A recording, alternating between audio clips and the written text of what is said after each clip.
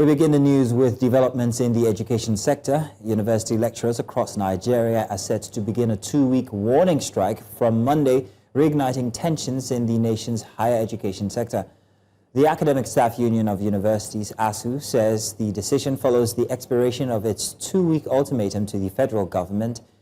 The union has directed its branches nationwide to prepare for industrial action, citing unresolved issues around welfare, university funding, and the full implementation of the 2009 ASUU-FGN agreement. Education Minister Dr. Tunji Alausa, speaking in Abuja last week, said negotiations were in the final phase and urged patience from union members, assuring the government's commitment to lasting peace in the education system. But with trust wearing thin and time running out, students and parents across the country are branching, or rather bracing, for yet another disruption to the academic calendar. Nigeria's literary community sparkled in Lagos as the 2025 Nigeria Prize for Literature, sponsored by NLNG Limited, crowned a new winner at a glamorous grand award night. The event, one of Africa's biggest celebrations of storytelling, honored the best in prose fiction and reaffirmed the place of Nigerian literature on the global stage. News Central's Judith Atibi here has the details. Lagos set the stage for one of Africa's biggest literary nights as NLNG hosted the Grand Award Night of the Nigeria Prize for Literature with a top prize of $100,000. This year's edition focused on prose fiction with the theme Inspire. From 252 entries, 3 titles made the shortlist. This is the first time at home, and so it's very special to me, actually. Like, you know, I came all the way. There are some prizes that I never went to and I won still, but I want to be here, so I'm very excited. Yeah. I'm really happy, and I'm a winner anyway, because being shortlisted is a huge achievement. The Grand Award Night brought together government officials, cultural icons, publishers, and literary enthusiasts.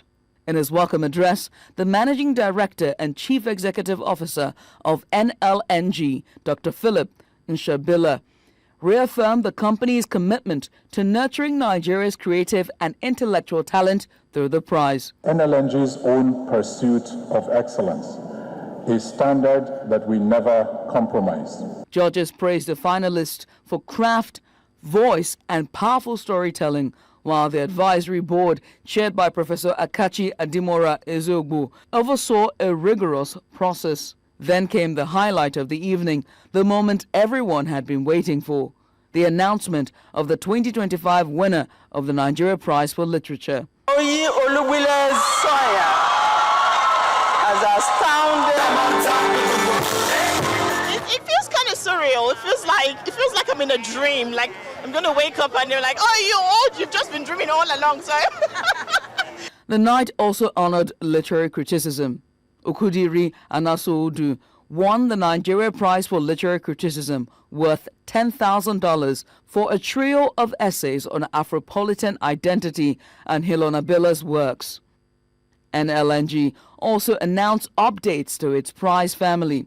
The Nigeria Prize for Science will now be the Nigeria Prize for Science and Innovation, with no winner declared in 2025, and a new Nigeria Prize for Creative Arts focused on documentary film will debut next year, 2026. NLNG equally used the night to launch a commemorative volume, Voices of Our Leaders, capturing 3 decades of the company's journey through the reflections of the past helmsmen. Last year we celebrated 35 years of incorporation as a great company and 25 years of unimpeded operations.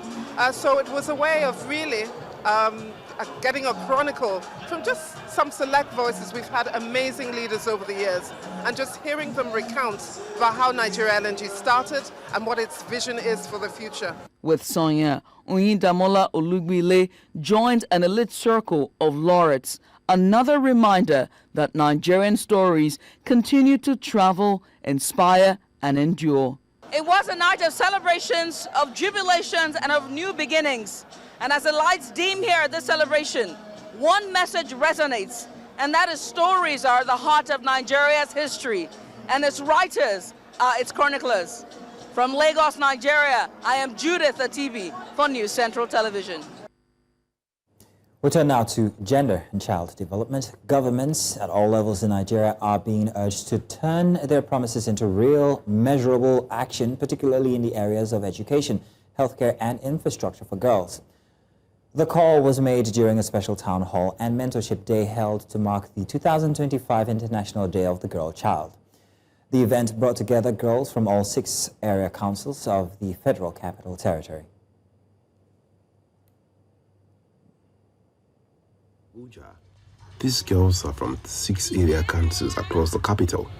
Many of them gathered for a town hall and mentorship day to commemorate the 2025 International Day of the Girl Child. The conversation centered on empowerment, inclusion, and policy implementation that impact the lives of girls and women. Stakeholders at the event urged government at all levels to translate commitment on gender and child development into actionable policies that address education, healthcare, and infrastructure. So on this International Day of the Girl Child 2025, we're asking our government to please prioritize domestication of all the policies that really impact on the development of children, the development of women, the mothers, healthcare policies, education, infrastructure, all of these, everything contributes to making life more meaningful. And when citizens are happy, when citizens are well catered for, they are in a better position to contribute positively to the development of our nation. For advocates, they say the message of empowerment must also start from within, encouraging girls to believe in their strength and potential. And my message to them is that they are enough, they are the change that we need, and they are the change makers, and we depend on them for today and for tomorrow. And I know that our girls are very strong and they are reliable, and they will be the ones that will make Nigeria even greater than we are today. The girls, speaking in one voice, shared their hopes and demands, calling for more inclusion, empowerment, and opportunities for growth. When we invest in a girl, we invest in a nation.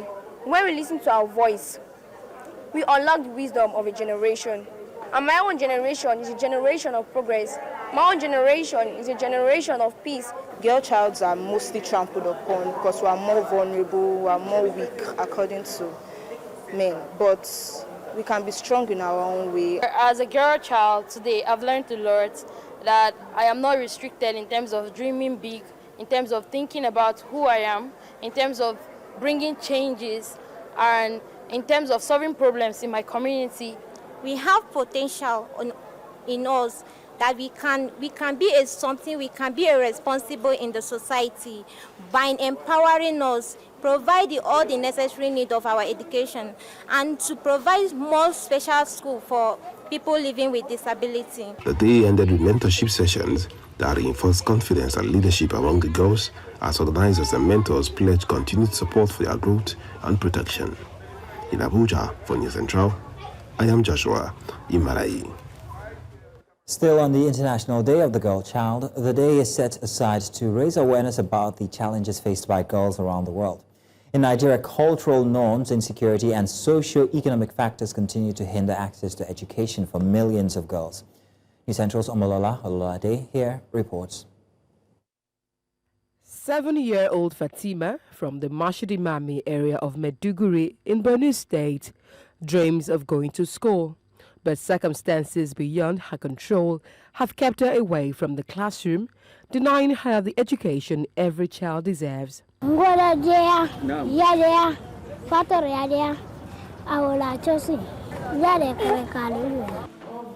Fatima's story mirrors that of many girls across Nigeria's northeast and northwest regions. According to UNICEF, as of June 2022, 7.6 million girls were out of school nationwide, 3.9 million at the primary level and 3.7 million at the junior secondary level. That figure represents more than half of all girls of school age in Nigeria, with 48% of them living in the northeast and northwest. Advocates for girl-child education point to poverty, low perception of female education, child labor, and early marriages as major contributors to this crisis. The major causes of early and child forced marriage, firstly, are cultural norms, which are the way our religious ways of lifestyle are, the way people get to believe that a girl child is not meant to be in school or a girl child is not meant to live freely. She's meant to be in the kitchen or be in a house. And then the second one is poverty. Poverty is one of the major causes why mostly girls have been married in northern Nigeria. And then the other one is gender discrimination, whereby girls are being discriminated from their rights to attain their full potentials. Then the issue of culture and then tradition comes to play. Most of the times they are thinking, okay, when she's 18 years, the highest I can do is to give her out to in marriage. And with this, why will she even go to school now? Because when she get married, the essence of education is defeated. They are not looking at the education as a means to empower her to take good care of herself as a person. They warn that these barriers violate the rights of girls and call for stronger government policies and collective action from parents, communities and stakeholders to safeguard the girl child's future. We are pushing for more policies that protect the girl child and also ensuring that across the different levels of education, there is the right educational system put in place, not just to empower the girl child, but also to educate the male child on their own responsibilities and ownership to protecting the girl child and not being violent towards them. If the parents are not flowing, and the people in the community leaders, if they don't put priority to encouraging these girls to be who they ought to be, then we may just be back to square one. The government cannot go to the homes and the communities to achieve all of this. So I really believe that yes, the government can do a little more, but we should focus on the communities and the families. Access to education, particularly for girls, remain one of the most powerful tools for breaking the cycle of poverty and inequality.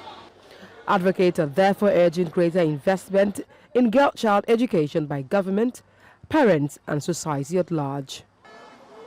In Lagos, for News Central, Omolola Ololade. We're on a quick break now. When we return, federal government intensifies nationwide vaccination campaign for Nigerian children. Details of this and more after the break. Stay with us.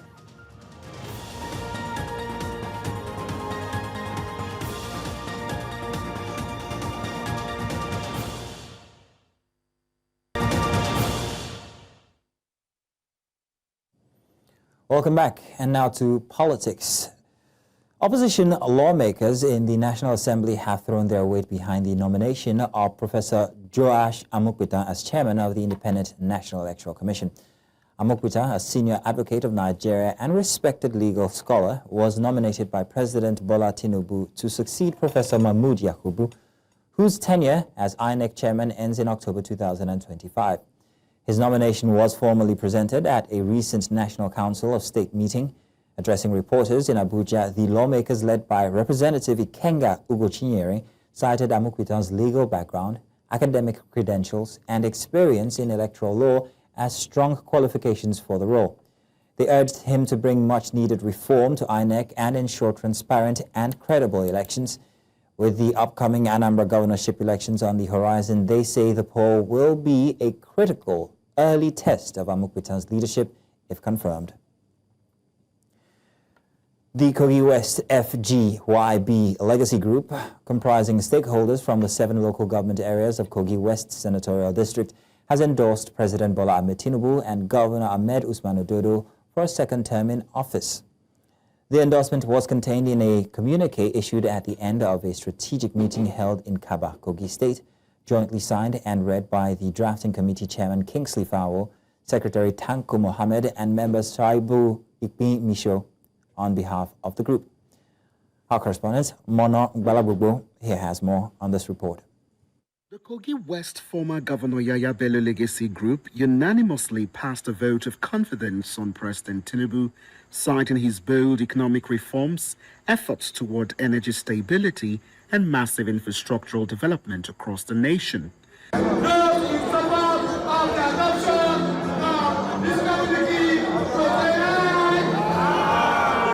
The group also commended Governor Ododo for what is described as his impactful leadership and remarkable achievements in security, infrastructure, education, healthcare delivery, agriculture, youth and women empowerment, as well as humanitarian development. The stakeholders further endorse President Tinubu for a second term in office, pledging over 90% of the votes from Kogi West Senatorial District in future elections. The stakeholders unanimously endorse Governor Ahmed Usman for a second term in office, describing him as a symbol of purposeful and people-centered leadership. The meeting, which was attended by several commissioners, local government chairmen, state assembly members, federal lawmakers, and both former and serving political appointees, also called for unity among stakeholders in support of President Tinubu and Governor Ododo. This family should remain together so that we can continue to win elections. We solidly support Mr. President, support our own, the effective governor of Kogi State. Governor Ododo is on the path of building a new Kogi State, and I think we should all give him all our support. And I'm telling you that he's doing well, and I think he deserves a second term. We understand the game, and we know how to get this governor back to Kogi West.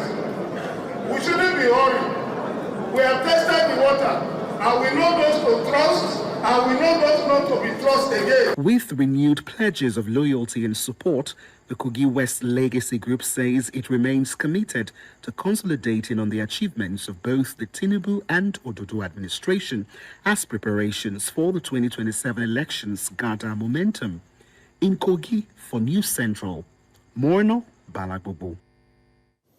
Away from that, President Bola Tinubu has reaffirmed the commitment of his administration to the transparent and accountable utilization of public resources.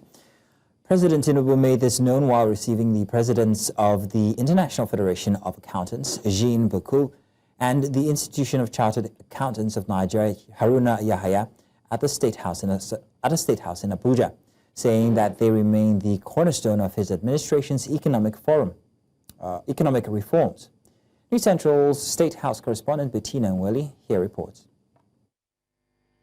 President Bola Tinubu described the accountancy profession as a symbol of transparency and information disclosure, adding that a strong accounting framework is vital to Nigeria's economic recovery. The president assured the delegation that his administration would support the ongoing review of the Accountancy Act and work closely with the National Assembly to ensure timely passage of the amendment. I'm grateful for the contribution of your dedicated professionals. The tax reform is with excellent commitment and diligence and set Nigeria on the path of resilience that we look for. On their part, IFAC President Jean Bocot commended Nigeria's fiscal and tax reforms, describing them as bold and impressive steps towards economic stability. ICANN President Malam Haruna Yahaya, who led the delegation, expressed ICANN's full support for President Tinubu's reform agenda, particularly the new tax policy, expected to take effect from January 1, 2026. And this reform, the fiscal reform and tax, the fiscal policy and tax reform is really impressive. It is impressive both by the magnitude and also by the way that it is implemented with the bill at the parliament and the meeting and the beginning, if I understand well, 1st of January 2026. The inflation is coming down, food price is coming down, the queue has disappeared from filling stations, Naira has stabilized and is even appreciating, and so many things like that. These are part of the reforms that Mr. President has introduced. The meeting ended with a renewed commitment from both local and international accounting bodies to work with the federal government in entrenching fiscal discipline, transparency, and accountability as Nigeria continues on the path of economic reform.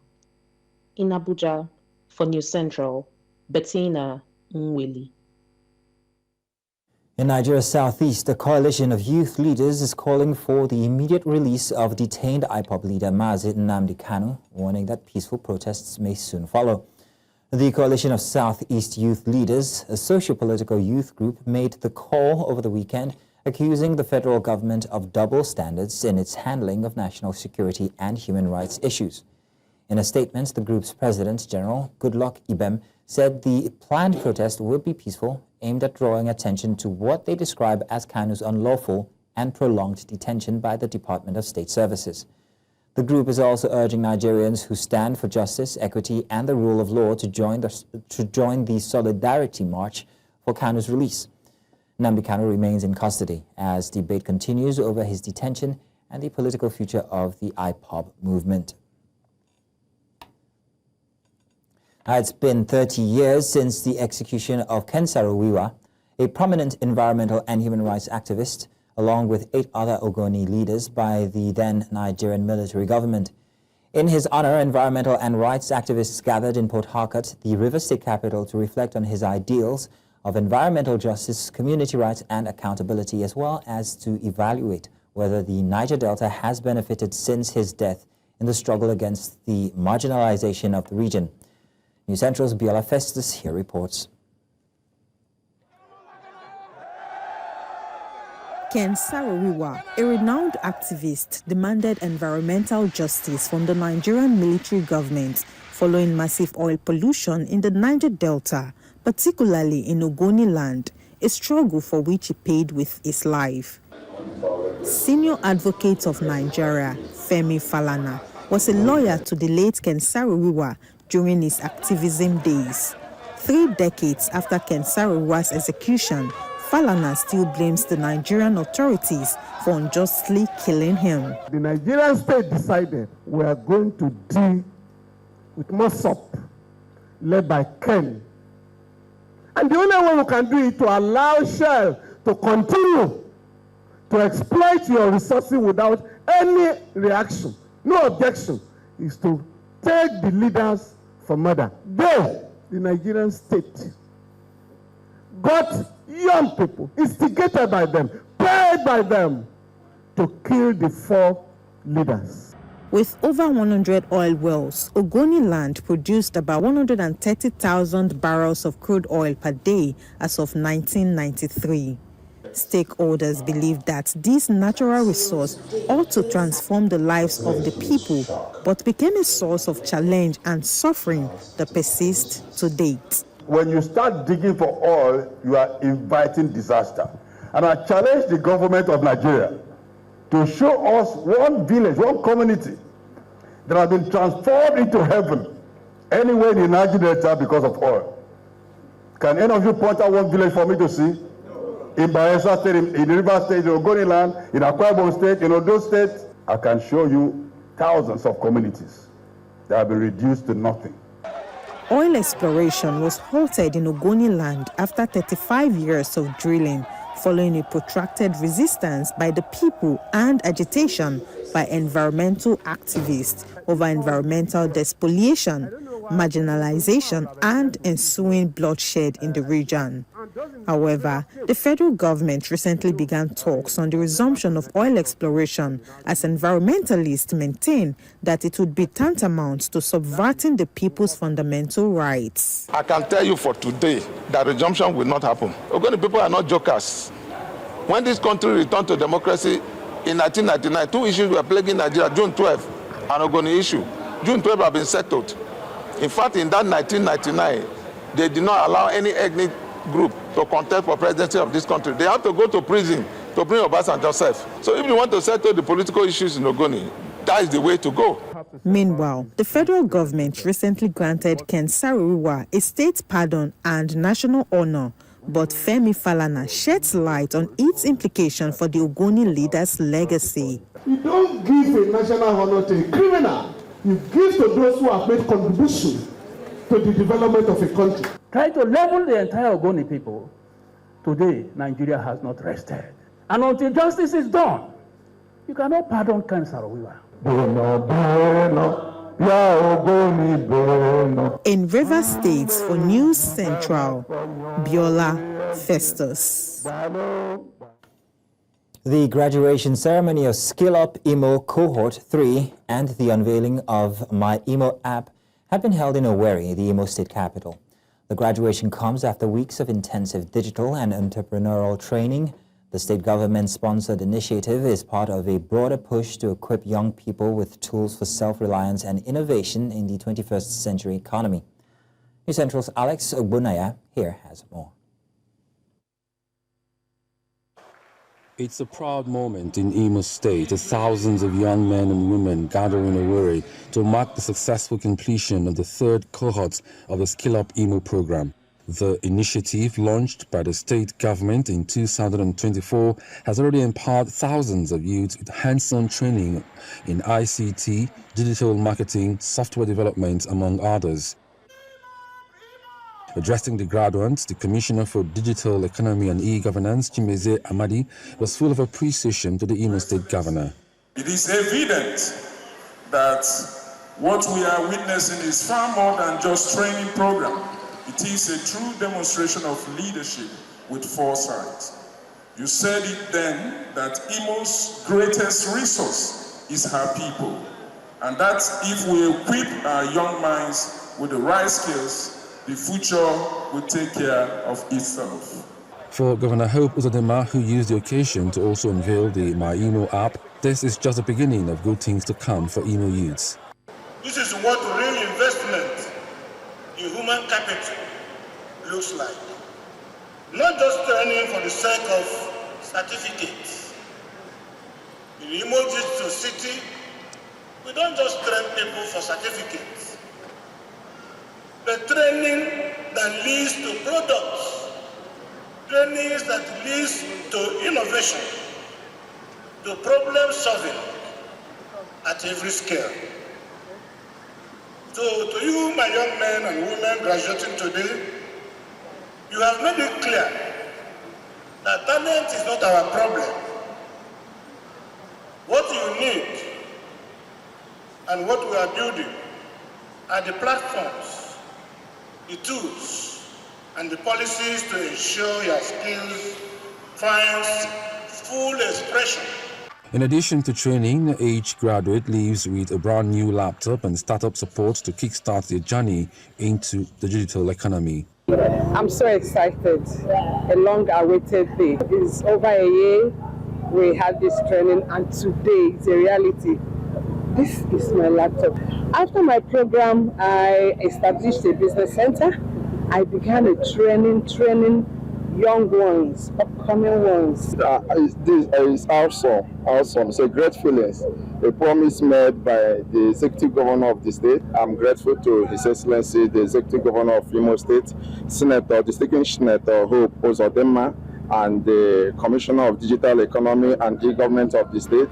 As the graduates look ahead, many are already building startups, launching online careers, and contributing to the state's growing digital economy. From skill acquisition to empowerment, the Skill Up Imo program is redefining what's possible for youths in the state. In Imo, for News Central, Alex Ogbunaya. As part of global efforts to promote a safer digital space, stakeholders in Nigeria joined other countries to mark this year's Cybercrime Awareness Walk. The campaign aims to educate the public on the importance of online safety, responsible internet use, and the growing threats of cyber-related offenses. Our correspondent, Idong Joseph, reports here with more. Participants from security agencies, diplomatic missions, and technology stakeholders took to the streets of Abuja, not in protest, but united by a shared concern, the rising sophistication of cyber criminals. They say that cybercrime is not just a local issue, but a global threat requiring constant vigilance and collaboration among nations. The message we are trying to pass is for people to be careful, for people to be aware that the world has changed. A crime is dynamic. It changes with time. So as it changes with time, members of the public must also change their perception toward it. While technology has the power to transform businesses and improve lives, it can also cause significant harm when used maliciously. Participants therefore urged the Nigerians to practice what they call cyber hygiene, a conscious effort to stay safe online by being cautious about what they click, share, or download. We must be able to wash our cyber hands. We must practice what we call the cyber hygiene. You must be sure of the sites you're entering. Cybercrime is like building a house on sand. No matter how high it goes, it must crash down.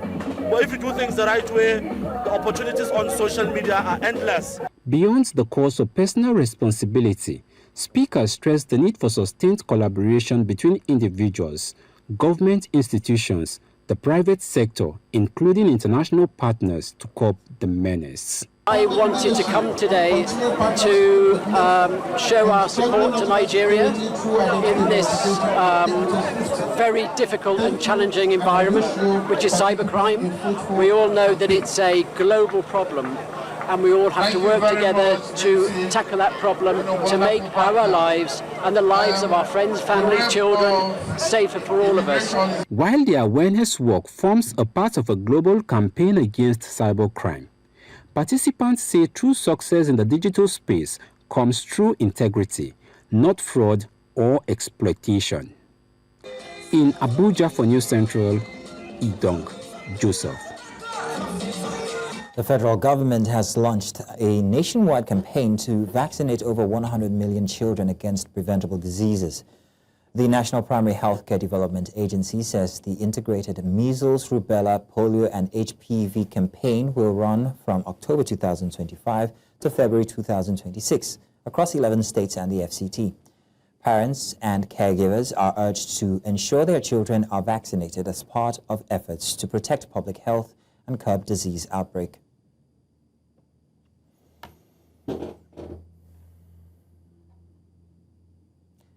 Tension is mounting in Ivory Coast ahead of the presidential election as police dispersed an opposition protest in Abuja, arresting over 200 demonstrators. The protests coincide with the launch of President Alassane Ouattara's campaign for a fourth term in office. Opposition leaders say the march was peaceful and meant to demand fair elections.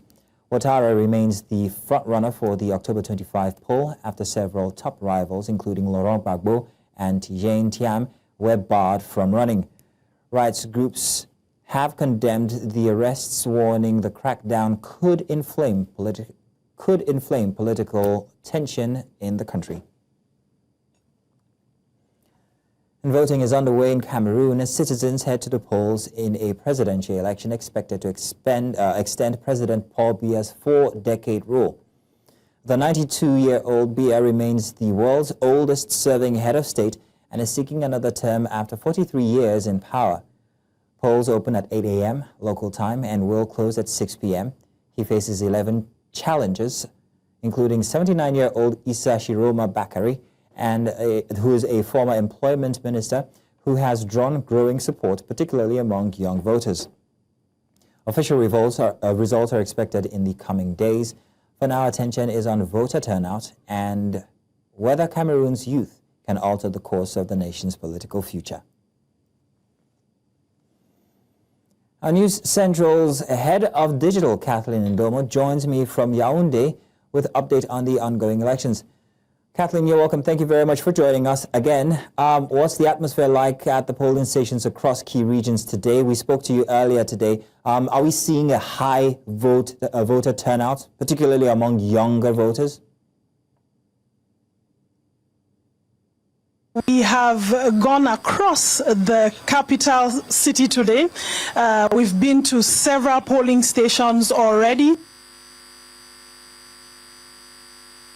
Out is a significant improvement from what happened in 2018 presidential elections. More and more young people in this election coming out to vote.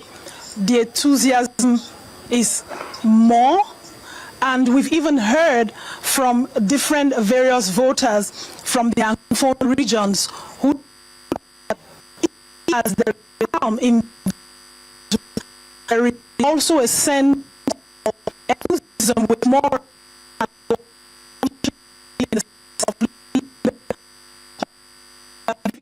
Kathleen, we will try and reconnect with you later. Unfortunately, I don't think the connection is stable quite yet, unfortunately. Let's move on. A drone and artillery attack killed at least 60 people at a displacement camp in Sudan's El Fasher on Saturday as the paramilitary Rapid Support Forces intensified its assault on the besieged western city. The Resistance Committee for El Fasher, the North Darfur state capital, said the RSF hit the Dar al-Arqam displacement center on the grounds of a university. The committee had initially put the toll at 30 dead, but said bodies remained trapped underground. It later said 60 were killed in the attack involving 2 drones and 8 artillery shells. The RSF has been at war with the regular army since April 2023. The conflict has killed tens of thousands of people, displaced millions, and pushed nearly 25 million into acute hunger.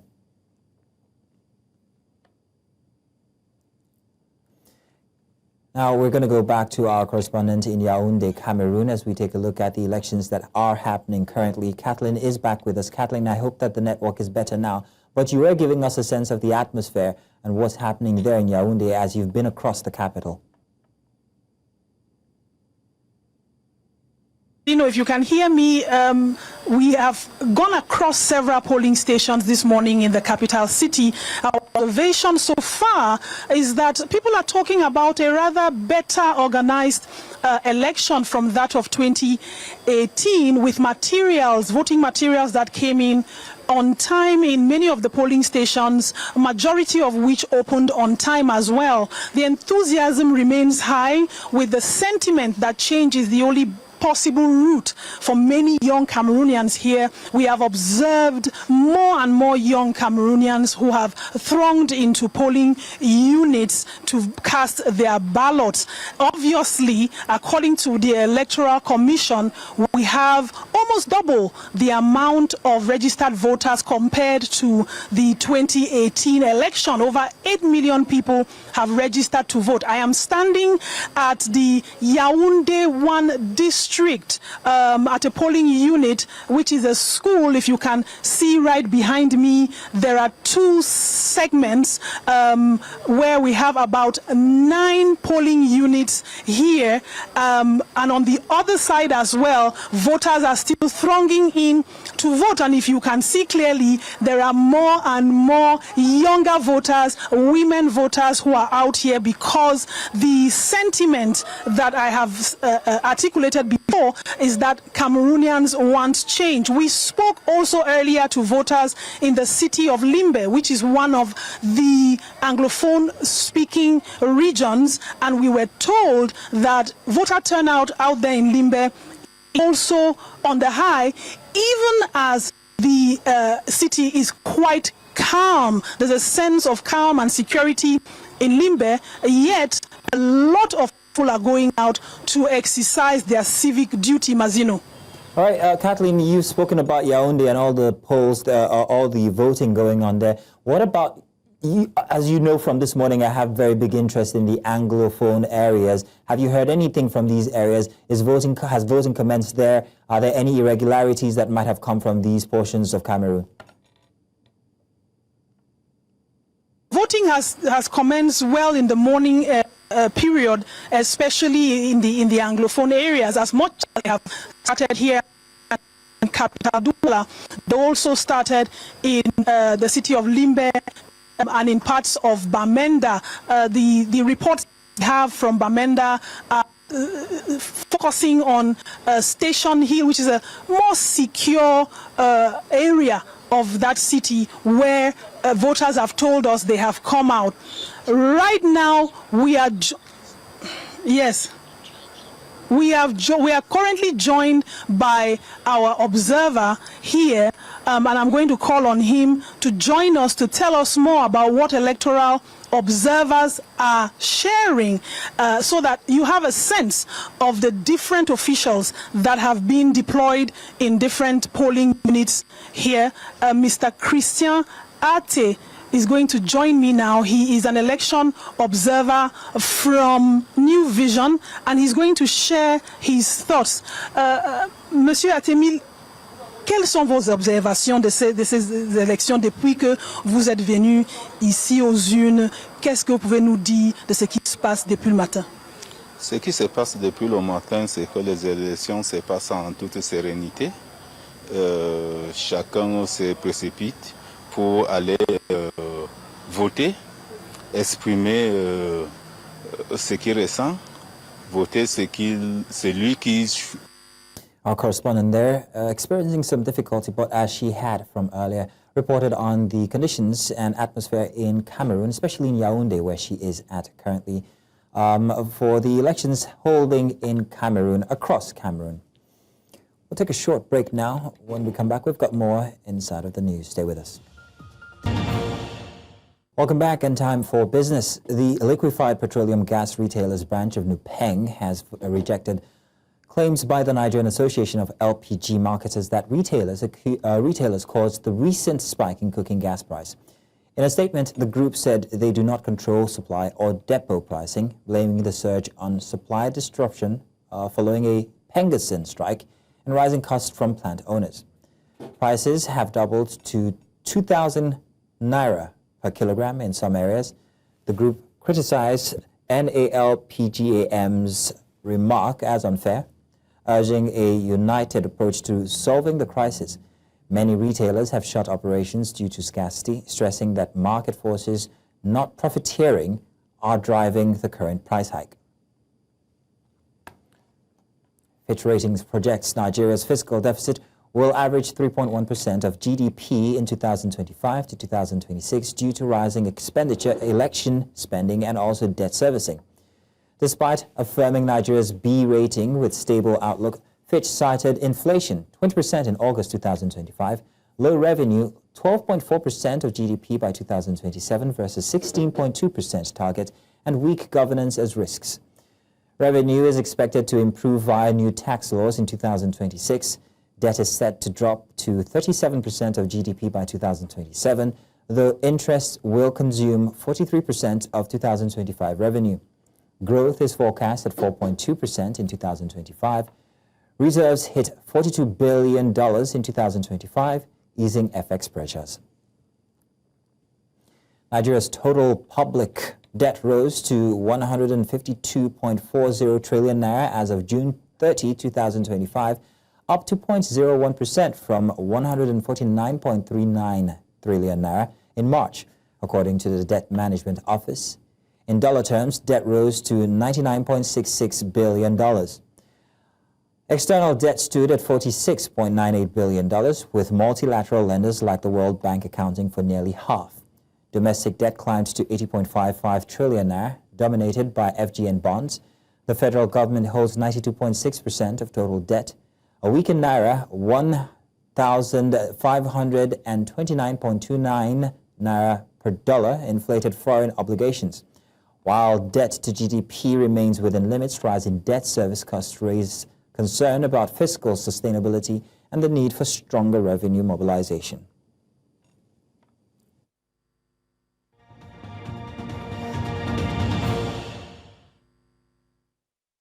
Sports now. The Nigeria Rugby League women's national team, the Green Falcons, completed a sweep over Ghana's Leopards with a 24-8 win in the second leg of their friendly series on Saturday at the Alaro City International Rugby pitch, Lekki. The victory followed their emphatic 40-0 triumph in the first match, reaffirming Nigeria's growing dominance in African Women's Rugby League. Loretta Bayere and Faustina Akeje scored 2 tries each, while Adeze Innocent added 1 try and 3 conversions to cap a commanding display. The 2-match series serves as valuable preparation for the Falcons as they gear up for the inaugural Rugby League World Series, where they will battle Ireland, Fiji, and host Canada for a place at the 2026 Women's Rugby League World Cup. I feel good, I feel happy, and I also feel a little bit bad because this is not what we were expecting.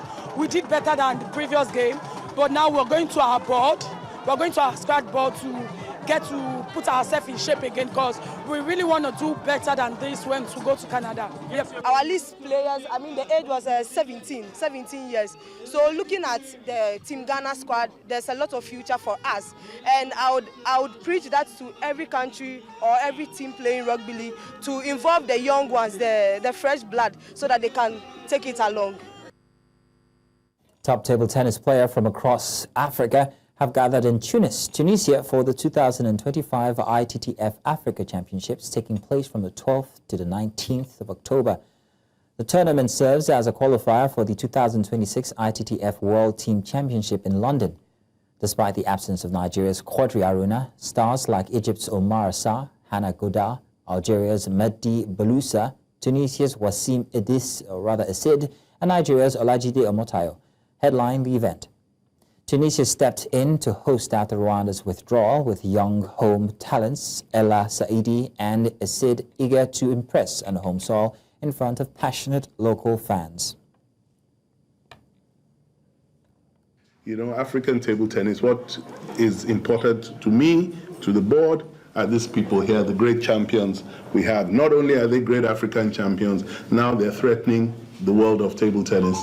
Omar, Anna, Dina, Haruna, but it's not enough. We need more. We need more players. And I'm glad to see that from the youth tournament this year, the future champions in Africa. Africa is in a very good place, playing-wise. Everybody across the continent now. Medals from south, from east, from north, from west, and that's what we want to see. So we can't do it without the support of people like Tunisia, with their facilities, with their support for what we do. So we're very, very glad to be here. We hope, and I don't hope, I am sure it will be a fantastic. That's all this hour. Before we go, however, let's take a look at some of the major stories brought your way.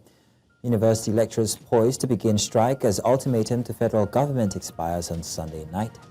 And opposition lawmakers back Amupitan's appointment as new INEC Chairman. We also reported that polls have opened in Cameroon for high-stake presidential election. Remember, you may send your eyewitness reports to the WhatsApp number on your screens now. And do follow us on social media. We're at News Central TV. You can watch News Central live on DSTV channel 422, GoTV channel 23, StarTimes 274, Avo TV, and of course on YouTube. Many thanks for watching. My name is Mazino Appeal.